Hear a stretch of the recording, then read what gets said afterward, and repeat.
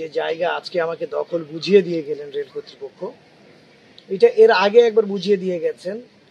আমি 1 একর 41% জায়গা টেন্ডারের মাধ্যমে বাংলাদেশ রেলওয়ে থেকে টেন্ডারের মাধ্যমে পেয়েছিলাম এবং আমি নিলামি সূত্রে এই জায়গার মালিক।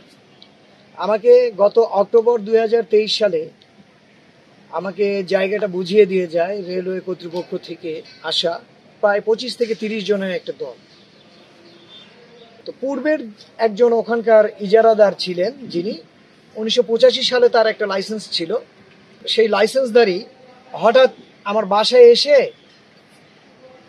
বলেন যে, বাবা এটা তো বাইরের মানুষ যদি পাইতো আমার জন্য একটু সমস্যা হতো, আমার ভেতরে একটা শেড আছে, তো তোমরা পাইছো, এটা আমরা উপকৃত হব। তো এক কাজ করো, তুমি আমাকে একটু আমার ভেতরে একটা শেড আছে, ঢোকার জন্য রাস্তা দাও।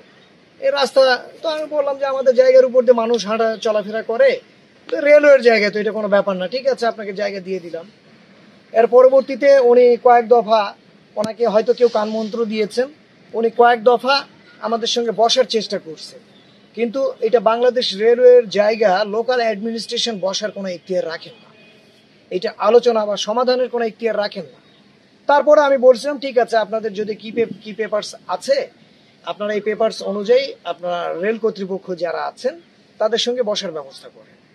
উনি একটা ডেট কনফার্ম করলেন। তখন আমি আমার কিছু অসমাপ্ত কাজ ছিল, আমি ঢাকায় গিয়েছি। ঢাকা থেকে ফিরে এসে 14 জানুয়ারির প্রোগ্রামে আমি পার্বতীপুরে অ্যাটেন্ড করেছি, কিন্তু প্রতিপক্ষ যায় নাই। প্রতিপক্ষ না যাওয়ায় আমরা ওখান থেকে ব্যর্থ হয়ে ফিরে আসলাম। তারপরে তো আমরা ভোগ দখল করছিলাম। 14 ফেব্রুয়ারি আমি আমার ছোট ভাইকে জন্মদিনে উইশ করার জন্য আমি যখন তাকে ফোন দিলাম, তখন আমার ছোট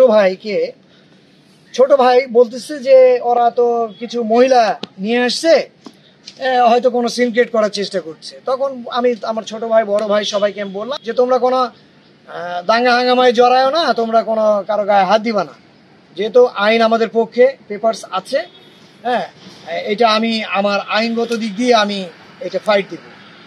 তখন করলো কি, এই কথা হতেই আমি ভিডিও কলে আছি আমার ভাইদের উপরে তারা সশস্ত্র হামলা চালায়, এবং আমি এটা ভিডিওতে দেখছি, আমার ভিডিও থেকে শুরু করে অল এভিডেন্স আমার কাছে আছে।